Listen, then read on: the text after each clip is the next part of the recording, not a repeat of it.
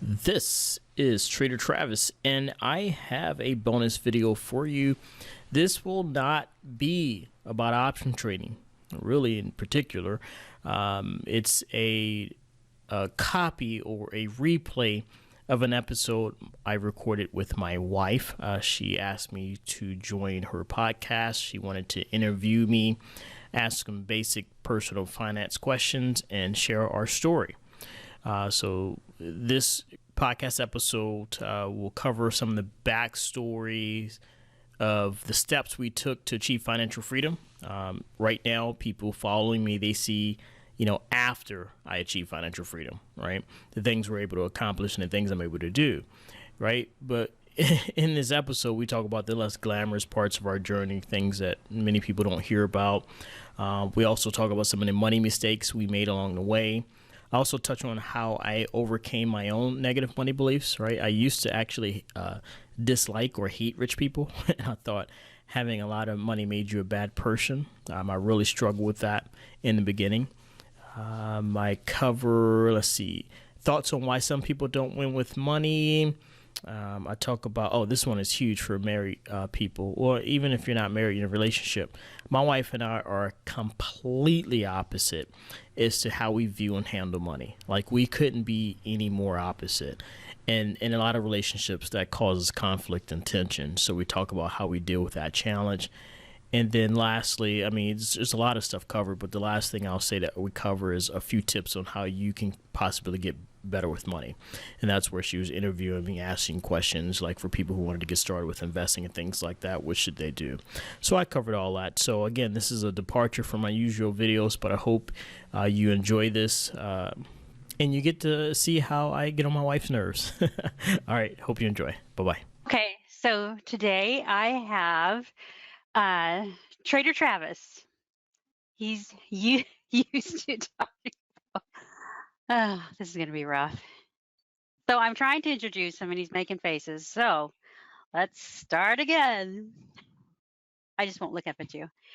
Okay, so we have Travis. He is the owner of Options Trading Group.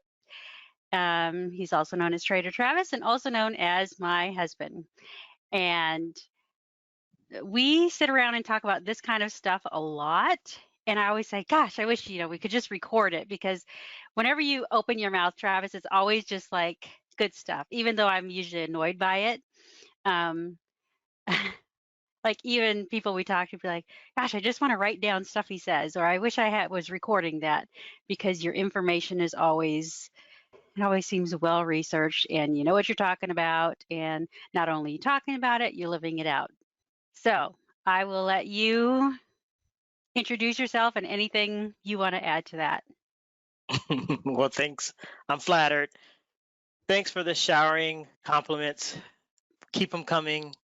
But no, I don't have anything else to add. Yeah, your husband. Yeah, I go by Trader Travis online. It's just easier than my full name, which has a ton of syllables in it. That's it. I'm a bit of a money nerd. Well, that's not it. I'm a bit of a money nerd. So that's just what I study, what I like to study, and well, that's me. Yeah, you have a degree in math and statistics. Oh That's my like gosh, would don't be you my bring that worst, up. because that would be my worst subjects ever, and that's for some reason. See, I intentionally That's just don't bring crazy. that up because people use that as an excuse. Oh, he's good at math. What's the number one excuse people have? Not number one. One of the more common excuses people I'm have not when it good at comes to math. money. Yeah, I'm not good at math, right? So I never bring up my degree because they immediately knock themselves out the running of a race, right? They're like, he's just good at math. That's why he's so good at. No, I barely graduated college with my math degree. I had tutors. I had to take one class 3 flipping times. Like, so don't use a degree as an excuse.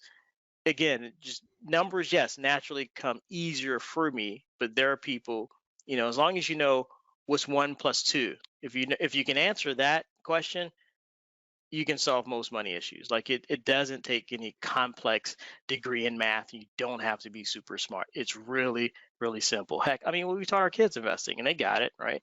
So I largely did that as an experiment because I got tired of people thinking that you need to be smart and it needs to be all super complicated. I was like, let me teach this to my kids and see if they get it. And once I saw that they got it, I'm like, all right, none of these adults.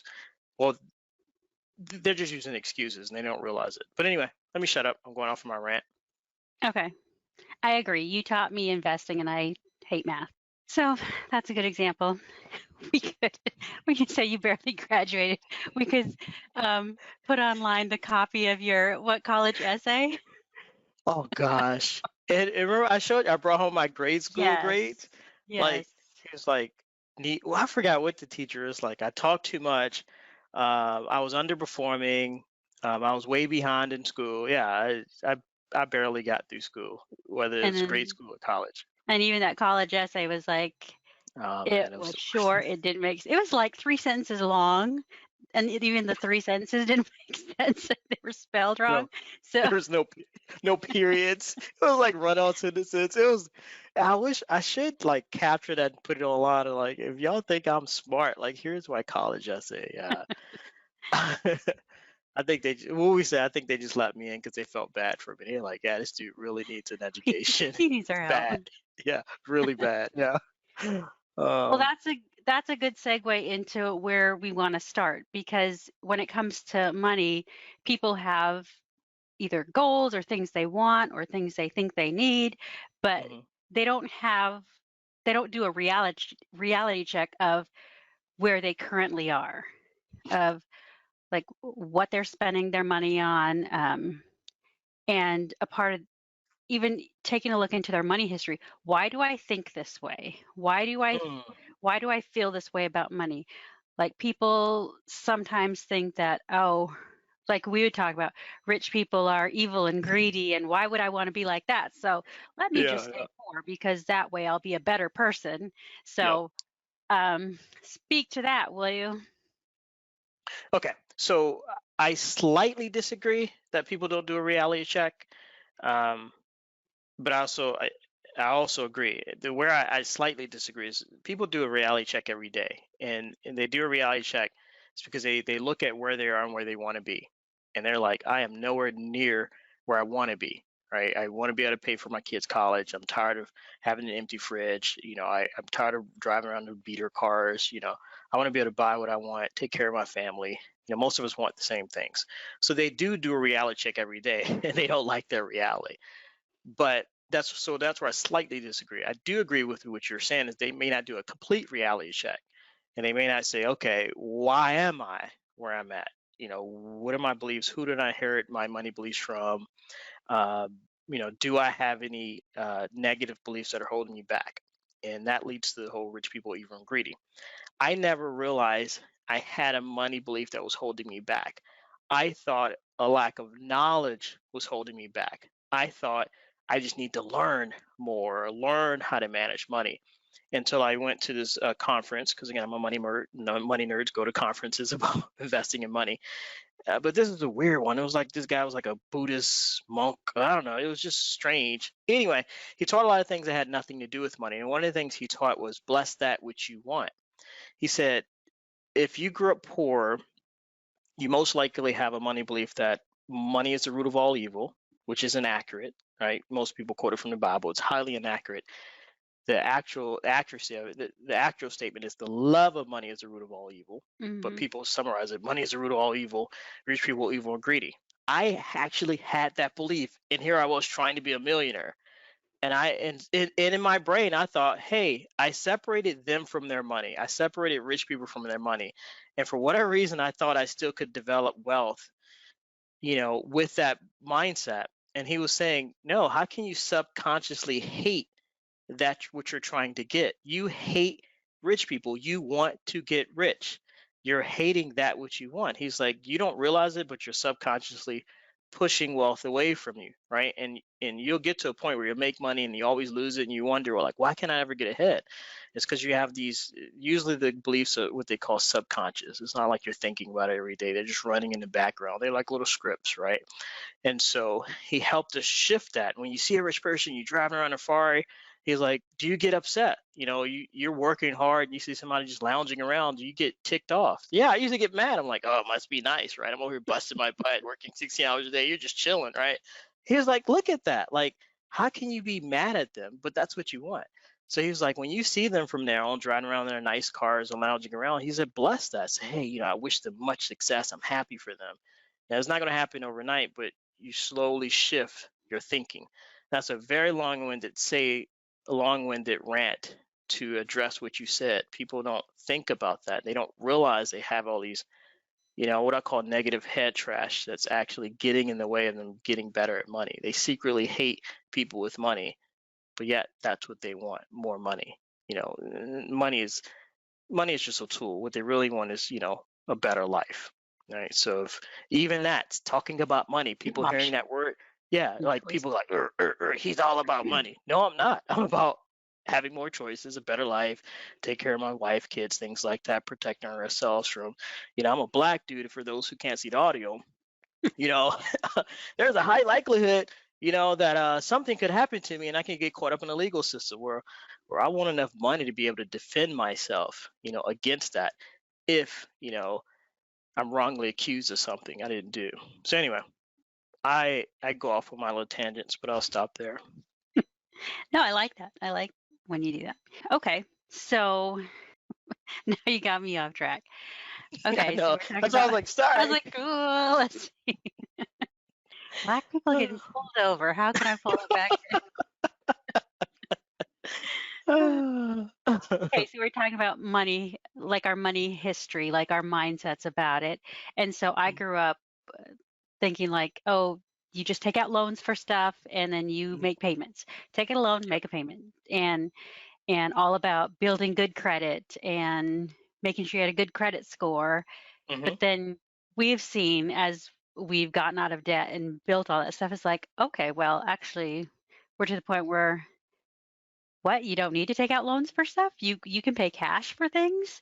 And so that was a mindset shift for me, because it changed from you're always going to be in debt till the day you die to like we can actually live debt free as long as we change one, the mindset, and two, the habits. So anything on that?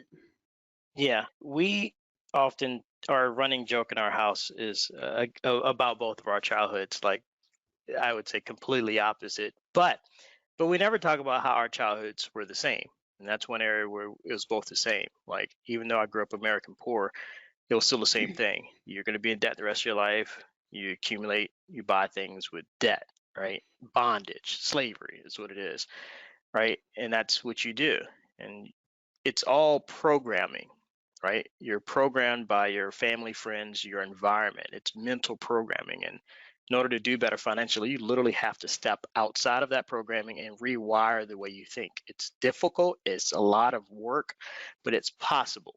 And so I was programmed with that belief, a debt too, and shout out to Mr. Dave Ramsey because we both took his class, and that's where my beliefs were shattered. I never knew there was another reality. I never knew people were paying cash for house and cars. I thought that was just for rich people, right? Rich people could do that. No, we weren't rich, right? And we paid off our mortgage, our cars.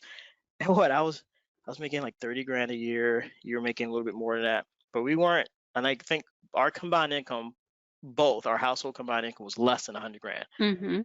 And we still managed to pay off all student loans, cars, mortgage, all that, right? So that shattered my belief system because again, I thought only rich people could do that. All right, go ahead. You had your hand up.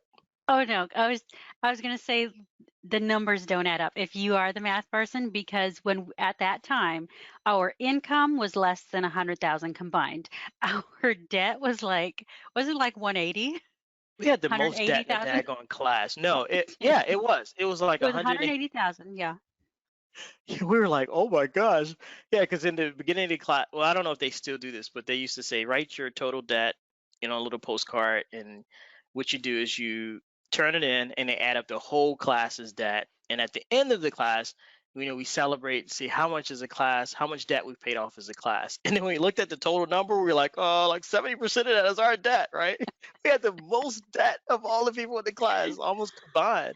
We were like, that's embarrassing. But yeah, on average, and I didn't believe him, even that. I literally didn't believe him when he said on average it takes 2 years for most students to get out of their debt. And I was like, no way. Because you're right, the math didn't add up. I'm like, we don't make a lot. We got all this debt. He was right. About 2 years for our consumer debt, plus another 3 for the mortgage. Because once we paid off all the consumer debt, we dumped all that into the mortgage. And so, yeah, 5 years in total, 2 for consumer, an additional 3 for the mortgage. 5 years, we're completely debt free. So again, yeah, I know everybody has their opinions on him, but I cannot dispute the results. The results were that class changed our life. So the what is it? I forgot the class total. Financial what was Peace class? University. Financial Peace University. There you go. So there are my thoughts on that: the debt versus cash and things like that. It's programming. Okay, so going into your money history and why you believe the way that you do about money, but also understanding we need to understand our own personalities behind it. Like you and I are total opposites. And so when you do go through Dave Ramsey, and there's other places that have kind of what your money personality is, but Dave Ramsey goes through like the spender, the free spirit, the you're the money nerd. Is that what it's called? Yeah, but it was something like that, the category. Yeah. And so you have to understand that when you're dealing with money, especially when you're in a relationship, because you have to understand where the other person is coming from, what their strengths are, what their weaknesses are. And so just for us, for example, because I am the free spirit, I'm all about enjoying whatever moment we're in. Let's just have fun. Even if we're doing a task, okay, let's make this the most fun task it can be, like cleaning at home. Okay, let's make it fun. Let's turn on music. Let's do different things. You are just, what's the fastest way we can get this done? Let's just plow forward. I don't care if everybody's crying in the end, we're getting it done. So with money, we're the same way. I'm just like, well, let's just enjoy this. And you're like, how can we maximize this? And so when you have those two personalities in a relationship, you have to pull out the strengths of each one, correct? No, I agree. Okay. You waiting for me to add to it? Yeah. I'll try to be short. Well, first, let me backtrack. I would say a disclaimer: we're not recommending Financial Peace University or Dave Ramsey in general. Like, we're not saying, yeah. Basically, we're sharing our experience. Most success is autobiographical. We only can tell you what worked for us. There are probably thousands of courses you could take, and I'm not here to say which one is better. I honestly don't know. We only took one, and it worked for us, so that's why we're sharing this information. But yes, in that class, we did learn about the different money personalities, and ours are opposite, which a lot of people, it can cause tension in marriages, but that's where counseling and education comes in. We were fortunate. The class helped us. The class gave us a framework, new programming gave us a framework to how to allow both personalities to work in the same household, but work together as a team.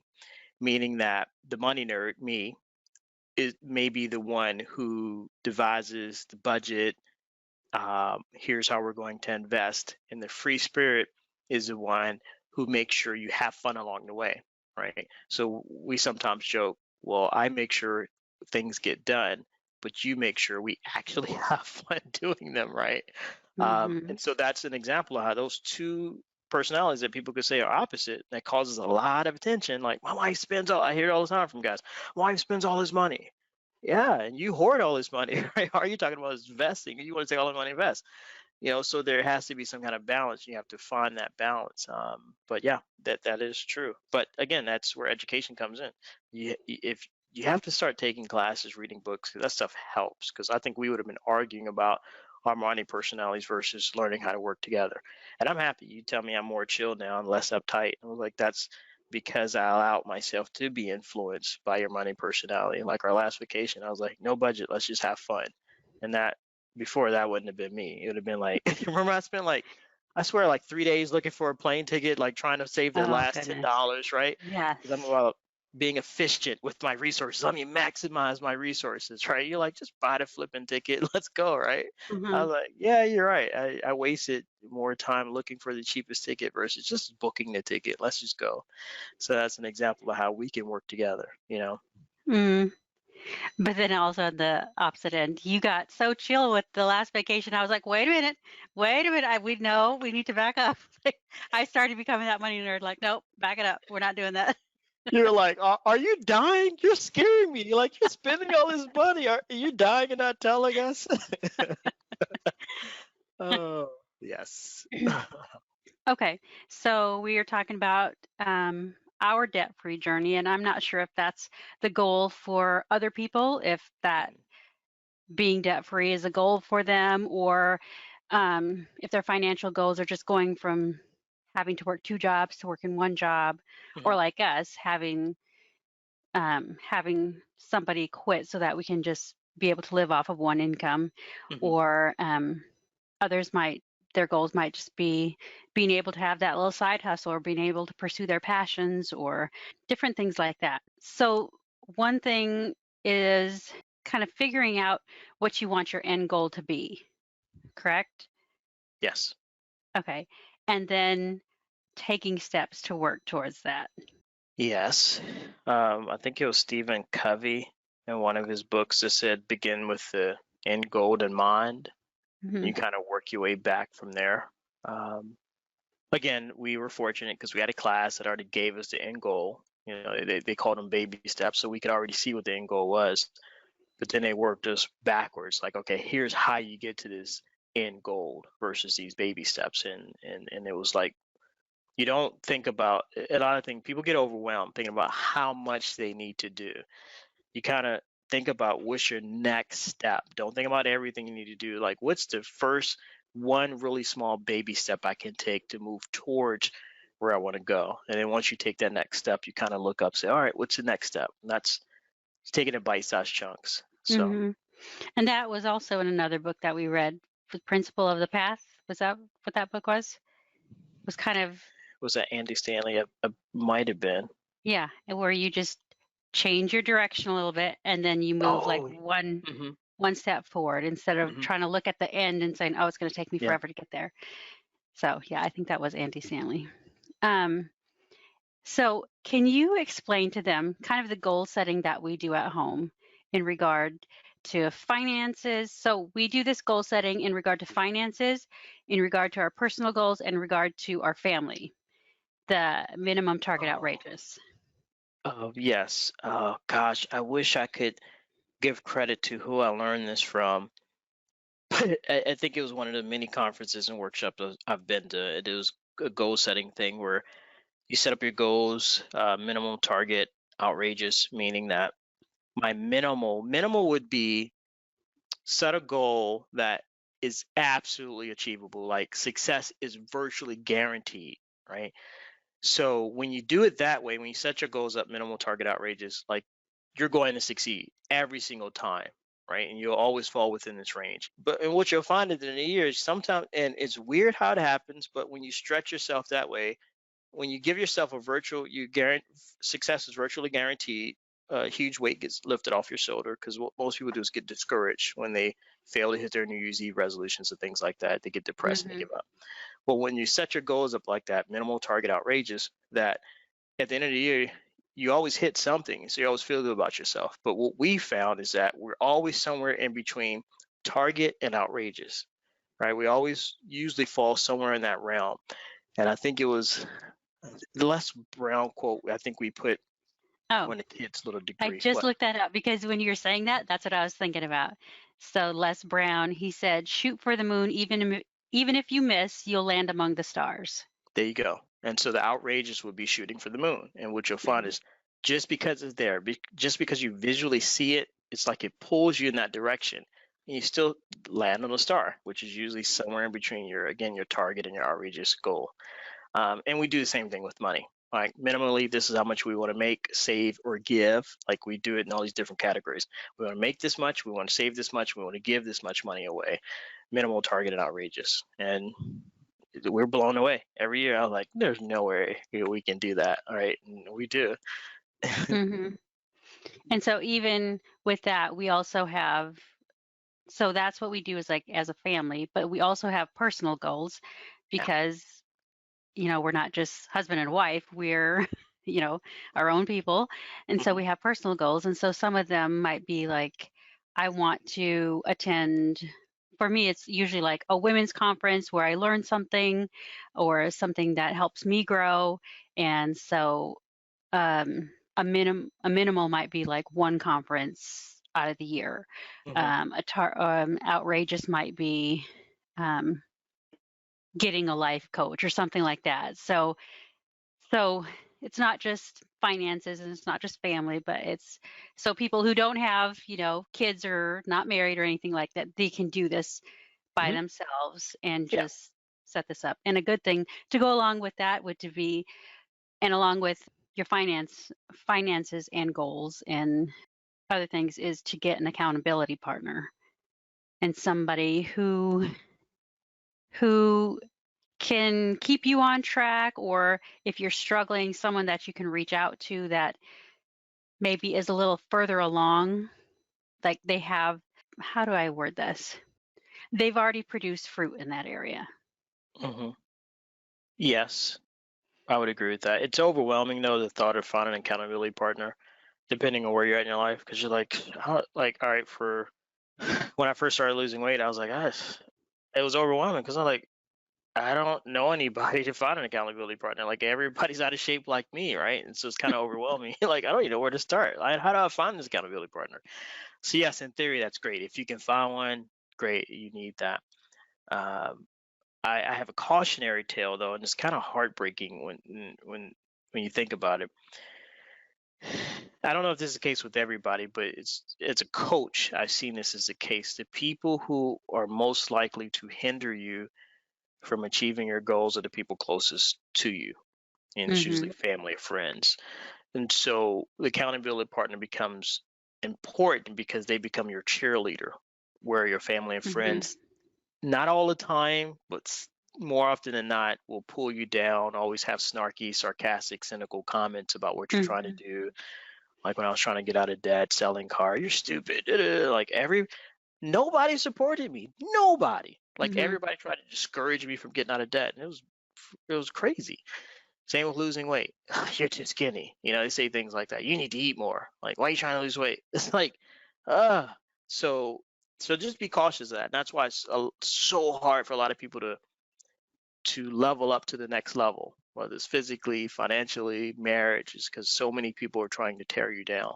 So yes, accountability partners, aka cheerleaders, are vital. And when you find one, it's golden. Be thankful because Mhm. I've found there's more people trying to tear you down than build you up. And that's kind of sad. But then again, that's my reality. I don't know if that's the case for everybody, but that's just what I've seen. And also, I guess until you find them, just continue to do reading the books, doing the classes, all that type of stuff. And be okay if somebody tells you no, because then we might see that, oh, this person has produced fruit in this area, but then at the same time, they they might have a different story, because we've tried to do marriage accountability or class. Yeah. No, we tried to find Marriage. Yep. accountability partners for marriage, and we've got turned down several times. And it was the people that we thought, oh, they have great marriages, their kids are great, and they would say, oh no, you don't want to ask us. And so we had to be okay with finding somebody else and still not letting that hinder what we were trying to do. Yeah. I would say a good complement or supplement to an accountability partner is classes or books, because what you do is you find what they say, your tribe, your people that are on the same path as you. So we never found an accountability partner for getting out of debt that I can recall. You can tell me if I'm Mm-mm, wrong, but we found no. a group of people who took a class with us. And Hmm. so it's like, wow, I found a group of, it's like that one small pocket of like 6 or 7 other couples, us trying to do this together. And we got our encouragement through that. Even if the rest of the world was discouraging us, we got our encouragement by finding a little small pocket of people trying to do the same thing we do. And I get inspired by books. I'm like, oh, this one guy who wrote this book is trying to do what I'm doing, and it does encourage you, even if 90% of what you hear outside of that book is negative and condescending. So a good supplement to the accountability partners, the classes and books. Try to reprogram yourself with people, a way of thinking that's align with where you're trying to go. And ours was with marriage. And so, but the same thing can apply to finances. That's true. Okay, so moving past the whole accountability and all that kind of stuff, let's get into like the details of what it's like to get on when you're getting out of debt, like how messy that journey can be and kind of what it feels like while you're in it. Because all I can say is while we were in it, I thought it sucked. Like I hated it. Uh, and I think, people just see the end result of like, oh, you get out of debt. That's great. But you've got to be willing to do the day-to-day work. Like some of it gets very messy. Just the getting out of debt journey, kind of what that looks like or what it looked like for us. Well, explain. That was very interesting, hon. Why don't you explain that? What do you mean it was hard? Can you give me some examples?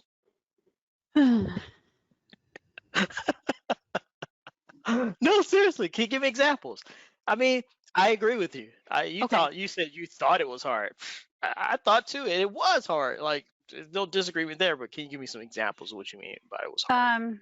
Okay. So for us, when we were getting out of debt, we had friends going on cruises. We had people inviting us to the movies and out to dinner and all these different things that we said no to. Like 99% of things. It was just like, nope, like not in our plan, not doing it. Even during Christmas, I took a second job just to pay. I literally worked at Macy's just to pay Macy's, for yeah, Christmas presents. yeah. And so I was one of the holiday workers and I literally took on that job. So I'd get home from my other job, go to the next one, and those paychecks were specifically for Christmas gifts because we weren't taking out a loan, we weren't using credit cards, like we had to pay cash for everything. So getting out of debt. So yeah, so like some of those things were just messy and I didn't like it. And I'm trying to think of other things and kind of people questioning, like, why don't you just get a new TV? We had the oldest TV and Yeah. the most stank little TV. It wasn't even an entertainment center. It was just like a shelf. And No, it was a microwave cart. Remember? It was like a microwave cart, and we stuck the TV on top of it. yeah. And so I was trying to think of other things I had, but basically, I mean, most of our house was furnished through like thrift shops, Goodwill. I mean, Hmm. all of that stuff, which I guess, I mean, at the time I was okay with it. But then when people are like, oh, we got a brand new 60-inch flat screen and all this, and we literally would just be like, oh, that's cool. Or they'd get a new phone or a new truck or a new something, and you're still in your little spot knowing that you have goals and that you're working towards them, you're just not there yet. But to see everyone look like they've reached their goals when in reality they just got massive debt to reach those things, I think for me that was probably the hardest. That was probably the hardest for me too, in addition to needing the discipline. You would think coming from the military, I had a lot of discipline, but somewhere along the way, I lost that discipline. So, yes, the steps themselves to getting out of debt, building wealth, they're really simple. I mean, it's really not difficult. Hmm. Everybody listening to my voice right now knows how to get rich. Well, I would say not everybody. I said 98%. Here's proof. Have you ever heard this phrase? Spend less than you learn. Spend less than you earn and invest the difference. Or live on less than you earn. Have you ever Hmm. heard that phrase or something close to it? If you have, you've already discovered the secret to building wealth. Hmm. But the challenge is, are you following it, right? Yeah, like everyone can win by living below their means. Exactly. So the steps themselves are really basic. They're not difficult at all. That's why I was like, if you know 1 + 2, you got this. But yes, it is difficult, which is why so few people succeed when it comes to money, because it is hard. Like you said, you watch everybody else, it looks like they're living their life, and all you are doing are sacrificing. You're Hmm. busting your butt at work, and you don't even get to enjoy the money you're working hard for initially, right? Hmm. And so and you convince yourself that this is gonna be my life forever. and you put yourself in this like mental straitjacket, and you feel like I'm going to be sacrificing forever. I'm never going to have any fun. What if I die? I'm not going to be unhappy, right? The reality is it's a very short-term sacrifice for many, many, many years of like a great life, right? So it's a short-term sacrifice for a long-term benefit, right?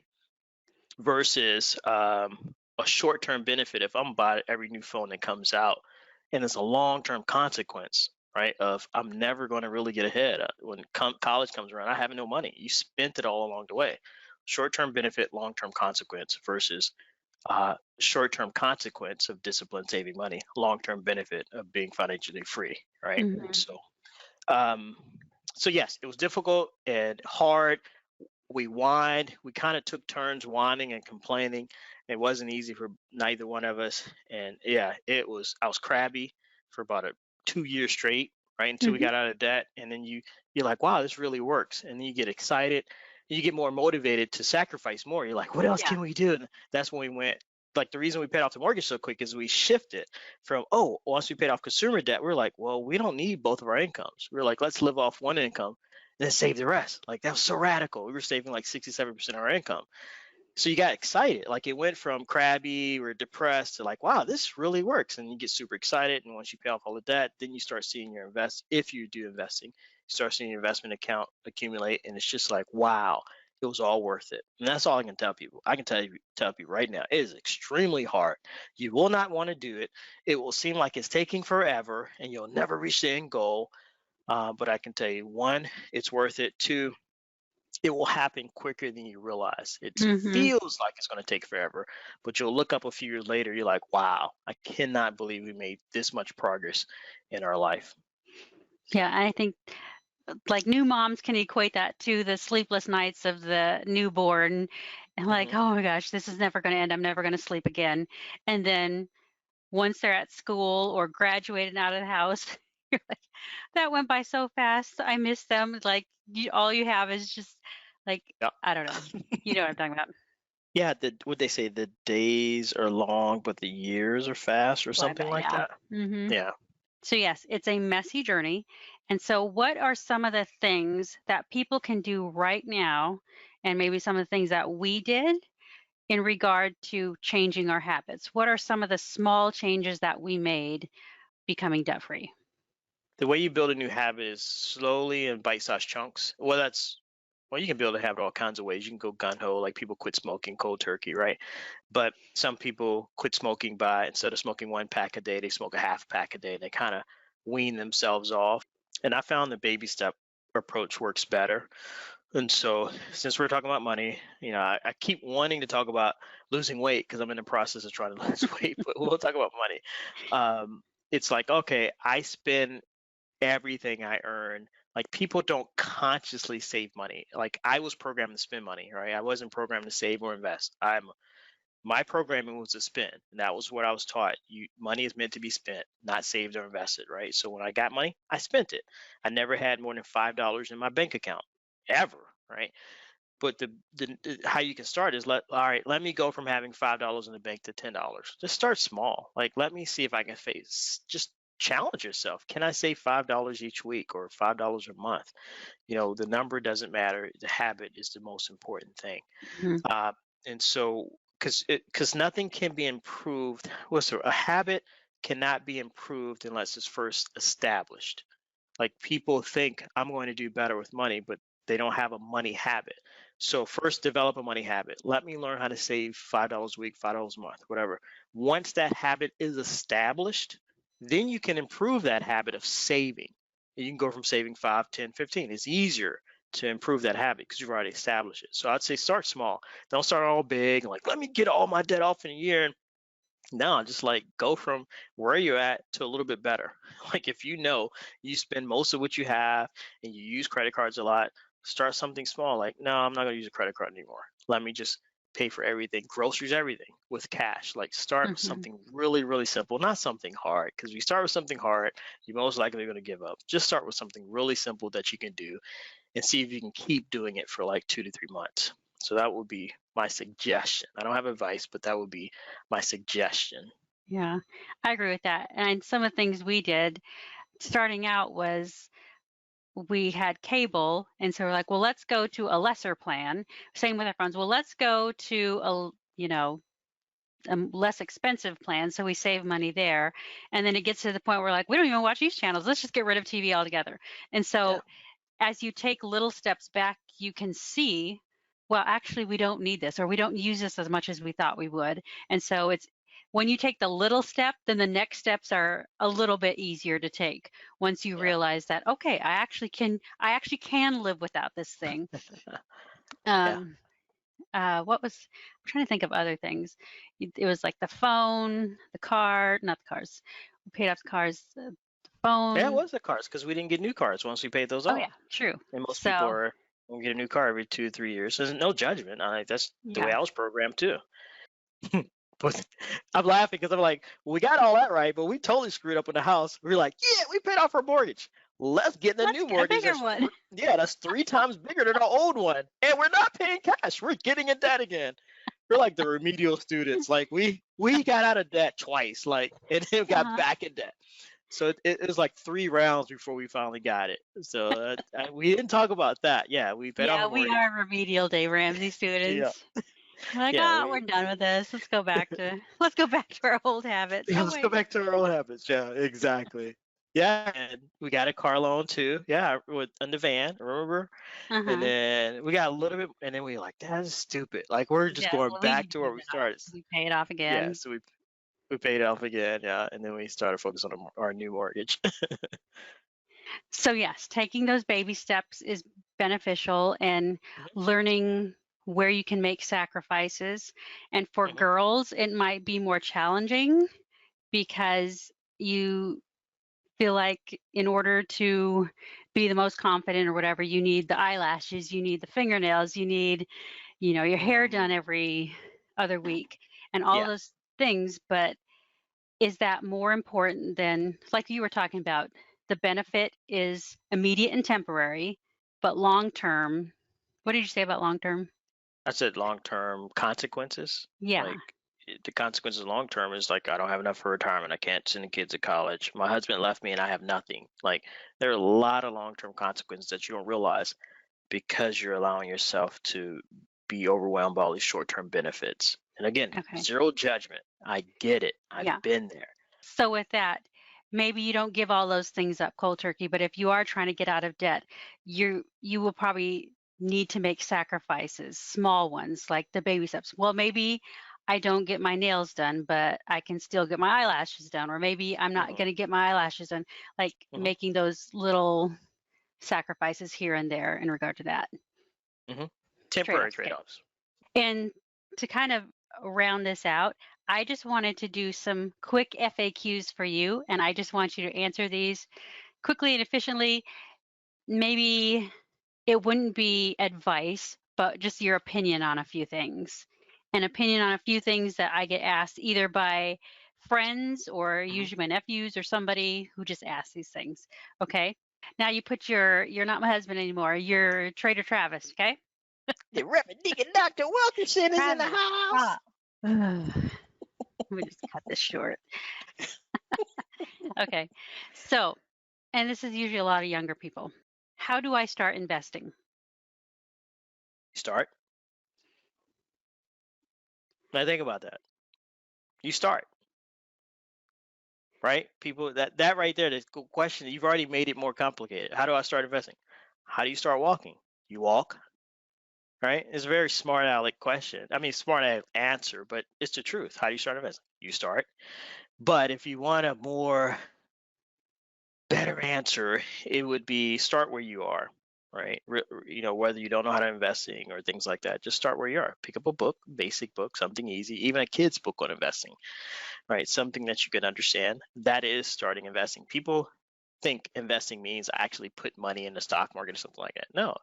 You can start by investing in yourself and your education. That's usually where I would tell people to start before you physically start with real money. Start with investing in yourself and your education, increasing your financial knowledge or IQ, sometimes people say.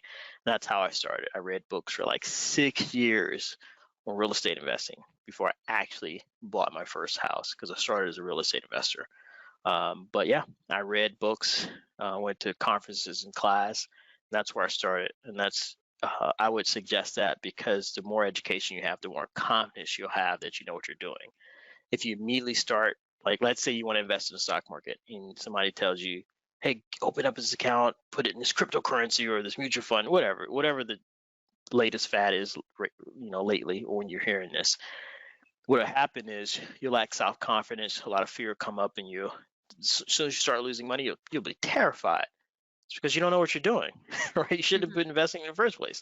So first, know what you're doing, invest in yourself, your knowledge, and then once you get a little bit of knowledge, then you start small, very, very small. I would say, $5, $10. You can start small. You don't need a lot of money. People think you need a lot of money. You don't.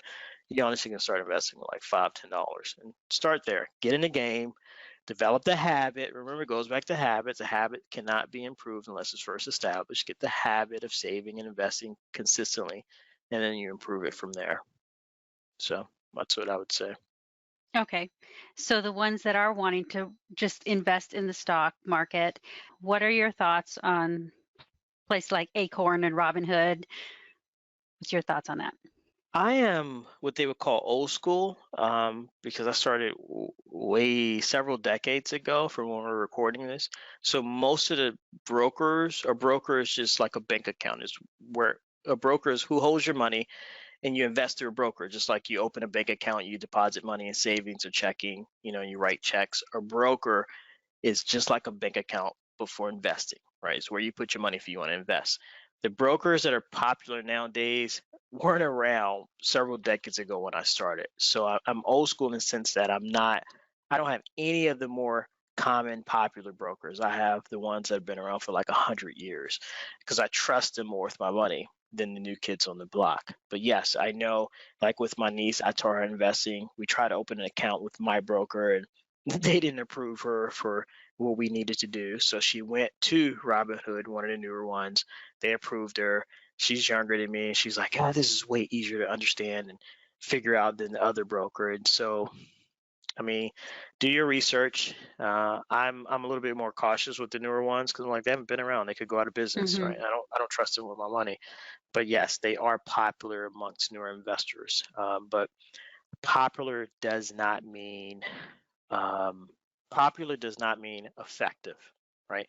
Just because they're popular doesn't mean they're going to be effective at getting you where you want to be financially. Okay, thank you. That was good. Thank you.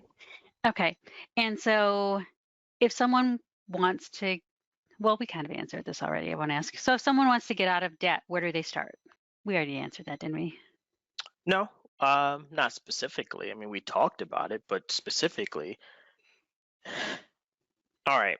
People who really, really close to me and know me, and they're like, if I want to get out of like, first you gotta stop making excuses, right? Stop making lame excuses. Just get out of debt, right? So I usually say stuff like that. But if the person wants to get out of debt, like, I get it. First, I honor you and I acknowledge you and I pat you on the back for at least asking. Don't take my smart aleck responses as like offensive. Like, no, you should be celebrated because you actually are asking the question. That's a good start, right? Yeah. You want to know, but don't allow your lack of knowledge to hold you back, right? So the first excuse, one of the common excuses people have is, I don't know how to get out of debt. I don't know how to start.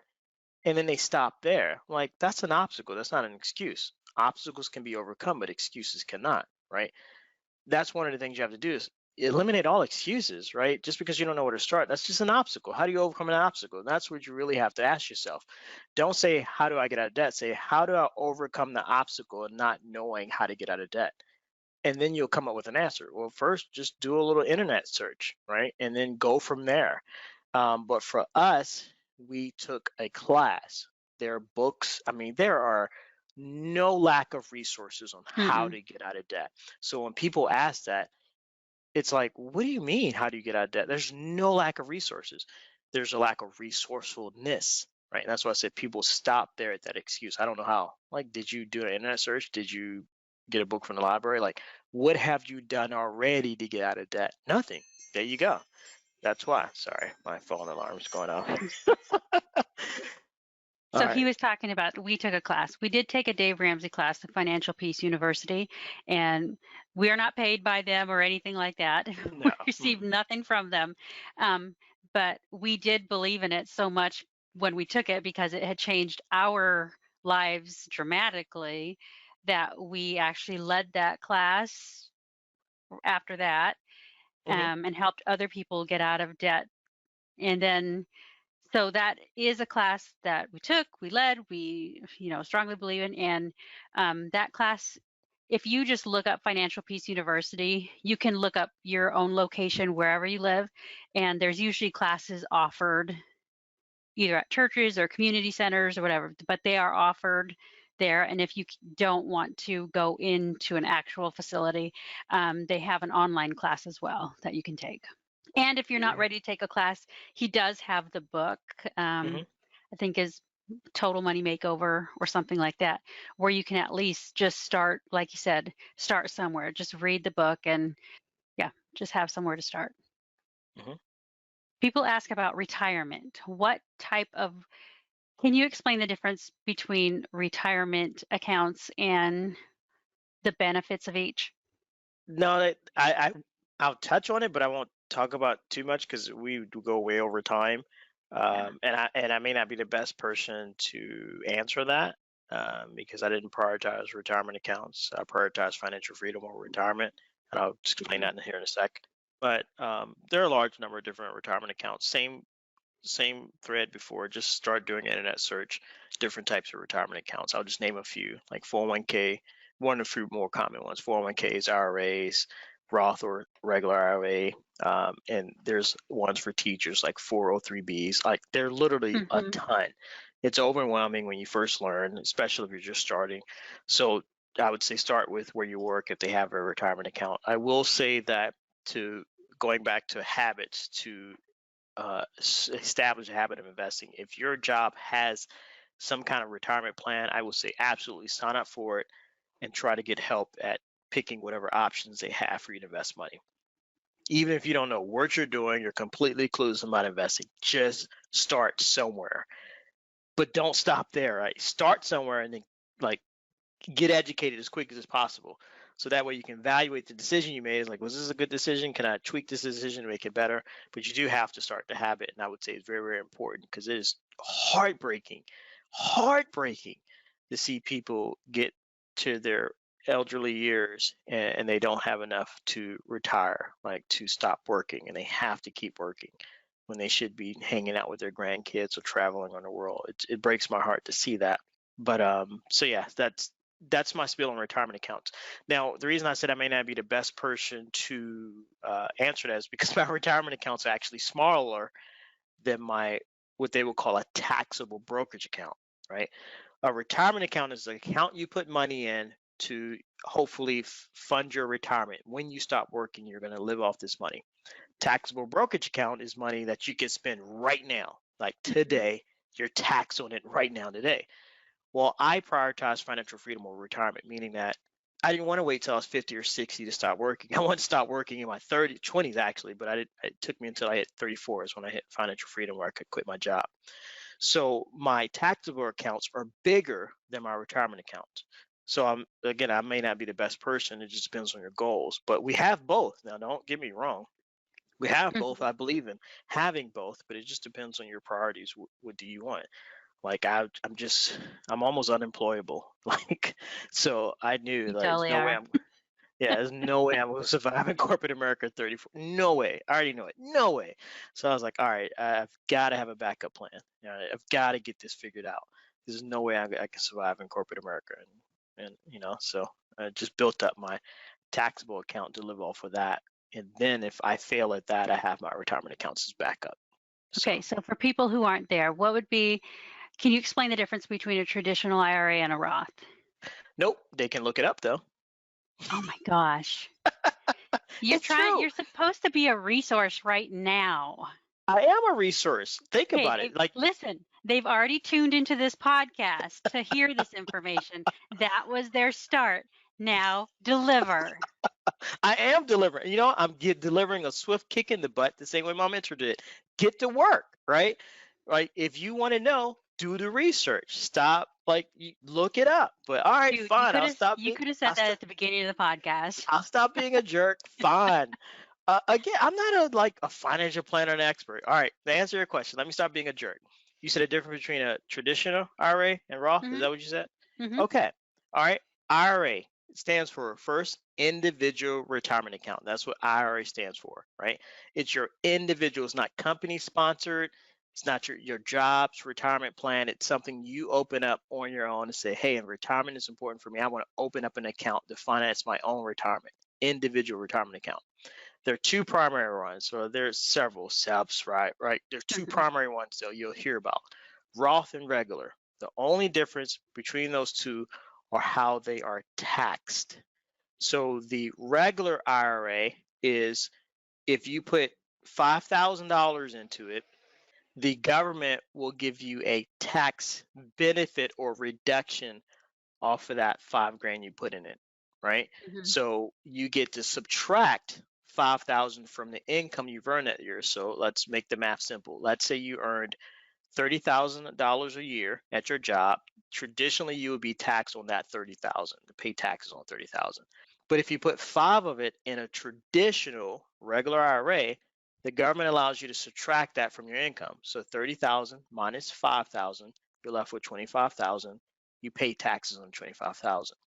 Now, once the 5,000 is inside of your regular or traditional IRA, you can invest it, things like that. It will grow tax-free. You will not pay taxes on it as long as it's inside that account. But when you go to pull it out around in retirement, that's when they tax it, because the government wants their money. And so they say, hey, your benefit is you can put this money in this, IRA. We'll give you a tax benefit up front, right? So that's the big differences. Do your tax benefit is either up front or later. You get the tax benefit up front, but when you pull that money out in retirement, that's when we want our taxes. The Roth is the opposite. The tax benefit is in the end, not up front. So the Roth, same deal. You earn $30,000 a year. You put $5,000 in the Roth IRA. But you don't get any tax deduction. They're like, no, you still paying taxes on all 30,000. You're like, well, that's messed up. No, it's not messed up, really, because the benefit of the Roth is they're saying, hey, the same $5,000 can grow inside this retirement account, but since you pay taxes up front, when you pull it out, we already got our money from you, right? That's basically when the government gets money from you, either up front or towards the end. That's the summary. But the Roth is, hey, this money can grow in the Roth, and when you pull it out, you don't pay any taxes on it. Why? Because you already paid taxes, in the beginning. Now, here's a list. I'll stop there because I could go off on a tangent. But what, you're going to talk about income limits? No, I was going to talk about something, a big aha moment I had like 20 years down the line. I'm like, like 401ks, retirement accounts. To me, it's almost like, I wouldn't call it a scam. That's too strong of a word, but I'd say you really need to think about how this is set up, right? What would you rather be taxed on, 5,000 or $500,000? What would you rather pay taxes on, $5,000 or $500,000? Right? A lot of people will promote 401ks, IRAs, and all that. And they're like, yeah, it's tax advantage. You get the tax deduction. I'm like, yeah, but I put in $5,000. I got a tax deduction of $5,000, but that account grew to $500,000 over 40 years, right? Now I'm going to pay tax on $500,000. Yeah, so people need to think about that. Like, so it's almost like they set you up to get more money from you. Now, again, this is all conspiracy theory, strong opinion, hey, Travis. But so I like paying the taxes on the $5,000, and I like $500,000 tax free. So I'm not saying one is better than another. I'm saying you got to think clearly. I like both, actually. We have both. Yeah, we have both. And yeah, one is not better than the other, but they have a backdoor Roth. They don't have a backdoor IRA. So, right? Let me see. Do they? No. They have a backdoor Roth.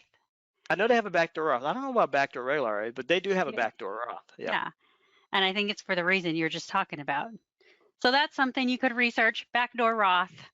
Yes, because a lot of high income earners don't realize that you can still contribute to a Roth. That's another, again, the money nerds, we know all kinds of stuff. Like people think they can't contribute to a Roth because they make too much. I'm like, no, you can. You ever heard of a backdoor Roth?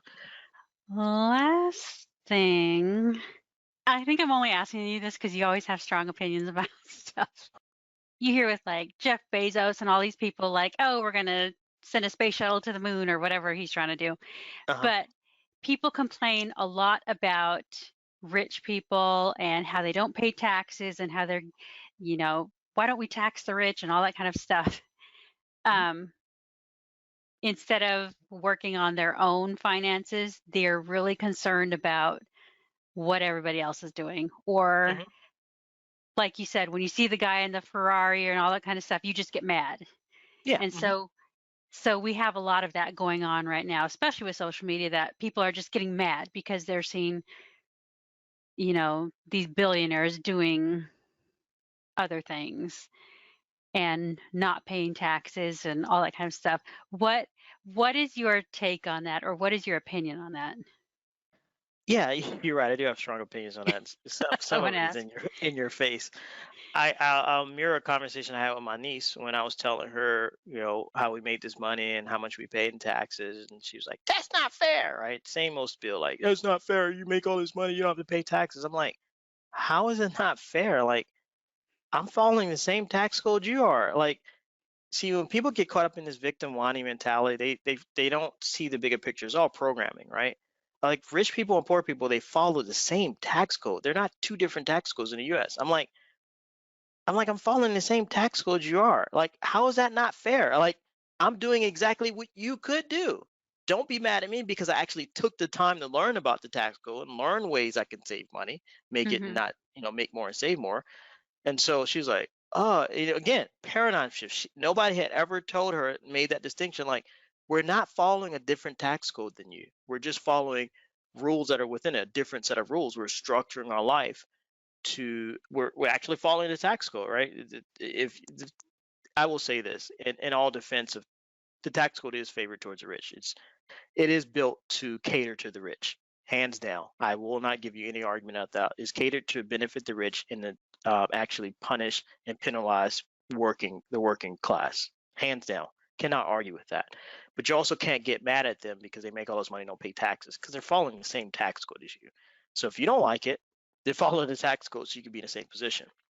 Now, with that being said, am I against them trying to tax more from the rich? I'm a person who has more than most people. No, I don't have a problem paying more in taxes. Like, go ahead, tax me. Like, because I'm just gonna figure out a way to get around your little schemes anyway. Like, but second of all, it's a decent partnership. Like, you know, people might think I'm a hardcore capitalist. I'm like, no, I don't have a problem with the government. They can take more of my money because I know some of that money. Government is very, in my opinion, inefficient in how they handle money, but I Hmm. know some of that money goes for social benefits to help out people who can't help themselves or are not in a position to help themselves. So in that sense, no, I have no problem with them taxing me more because I earn more than most people. Because I know the intent behind it. The intent is really for the social programs and help out other people. Zero problem with that because we already do that in our own personal lives. So two, the way I look at it is if I'm a billionaire and they want to create a special tax to take some of my billions to help finance their plans, I'm fine with that because at the end of the day, I'm still going to have more money than most. Second reason I'm okay with that is because I take personal responsibility for my life. My goal is not to whine about the government how much they want to tax me. My goal is to find out to still make more money and factor in the fact that you're going to tax most of it. Like, I'm like, all right, cool. You're going to take 40% of my money. Fine. Let me find a way to earn more money. So I actually like the challenge. I'm like, cool. It just helps me step up my game to learn more creative ways to earn more. And I factor in what the government's going to take from me. So that's my stance on that. Like, yeah, I'm one of those people who don't care about do I like them trying to tax me more? No.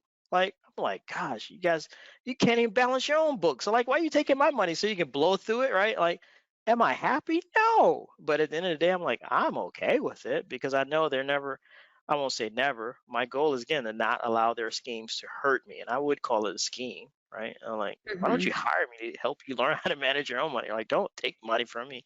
Hire me, let me be your consultant so I can show you how to manage what you already have, right? Balance your own books, right?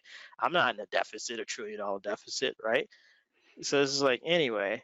So, but yeah, I mean, I don't care. I get the intent behind it. They have social programs and the money does help people. It eventually trickles down. Not all of it, not as much as it should. But yes, some of the money does trickle down to help people. Because I grew up, government cheese that didn't melt when you made grilled cheeses. People gave us clothes. Like, I grew up American poor. I get it. It's a struggle. And And sometimes those government resources are helpful in people in that situation. Do people take advantage of it? Yes. But for those who don't take advantage of the system, it is helpful to help give them a helping hand up, a temporary relief while they transition through their challenging circumstances. So, Okay. I don't think I have any other questions. I was going to ask about real estate, but Angie and Nate should be doing a real estate investing type episode coming up in a few weeks because they are like the experts in real estate, I think. Yep, I failed and went bankrupt in real estate. You don't want my opinions on that. So we'll let Nate and Angie tackle that side. Is there any other advice or that you want to give? Any encouragement? Not advice. I hate advice. And I've said enough. I waxed on enough. Maybe just encouragement, like the journey to financial freedom, or even just getting out of debt, or just doing better with your finances is hard. I'll acknowledge that up front. You hear a lot of marketing that, oh, you can make all this money quickly, and the journey is hard. Don't let anybody tell you otherwise. If they are, they're lying to you. But I will tell you, it's worth it. It's 100% worth it. There's no greater feeling than to be debt free, no greater feeling to know that you can take care of your family, that you're somewhat inoculated from the challenges of life. There's a guy who says, if you have enough money to solve the problem, you don't have that problem. That problem doesn't exist. You write a check, the problem goes away. And so it's the more money you have, the more problems you can solve. And there's no greater feeling than to have that peace of mind that knows, again, I mean, I can't inoculate myself financially against getting cancer or things like that, right? There are challenges money can't help. But man, it's a world of a difference when you've got your finances taken care of. You just feel much better. And less stress. We don't argue really about money around the house. And so we can focus on other things like actually building a closer relationship and where do we want to go, our legacy and things like that. It opens up your mind to focus on the other things that are important in life too. So, and not just have your life like this weight on you, this financial weight on you, suffocating you. You can't think about anything else, right? Because you're just trying to survive and get through the day to day. So it's worth it. I would encourage everybody to step out, start small, and pursue getting out of debt. And then maybe after that, pursue some financial freedom.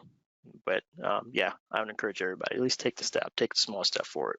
So that's it for me. Cool. Last question. Yeah, I thought you already asked the last No, question. this is the Liar. last.